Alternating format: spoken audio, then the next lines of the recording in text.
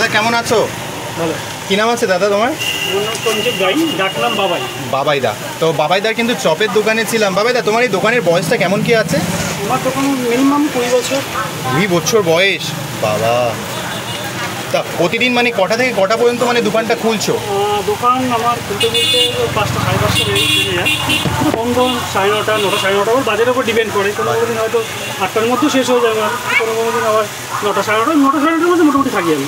এখানে কটা আইটেম মানে রাখছো চপে?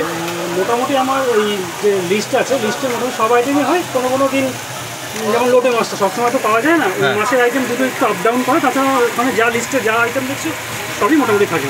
আচ্ছা বাবাইদা, তোমার দোকানে 1 টাকা থেকে মানে মোটামুটি চপ শুরু, তাই তো? সব 1 টাকা থেকে শুরু।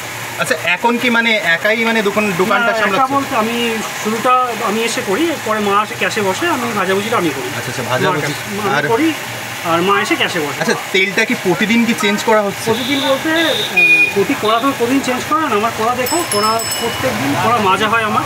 আমি 1 সপ্তাহ করে আমার ওই তেলটা পুরো চেঞ্জ হয়, 1 সপ্তাহ নতুন তেল ঢালা। কারণ ডেলি যেটা সত্যি সেটা বললাম, 1 সপ্তাহ আমাকে চেঞ্জ করা হয়। আচ্ছা, আমাদের যারা দর্শক বন্ধুরা আছে তারা যদি আসতে চায় বিরাজ স্টেশন থেকে মানে কি করে আসবে? স্টেশন থেকে পায়ে হাঁটলে 3 মিনিট বিশ্বাস মেডিকেলের অপর সাইডে বাবাইয়ের চপের দোকান, যে বললে যে কেউ দেখিয়ে দেবে। আর টাইমিংটা যেন কি ছিল? টাইমিং 5:30 থেকে 9টা 9:30 অবধি। 9:30 মধ্যে, তারপর মোটামুটি আর পাবে না। ঠিক আছে, এত পরিমাণে ভিড় হয়ে থাকে। 7টা।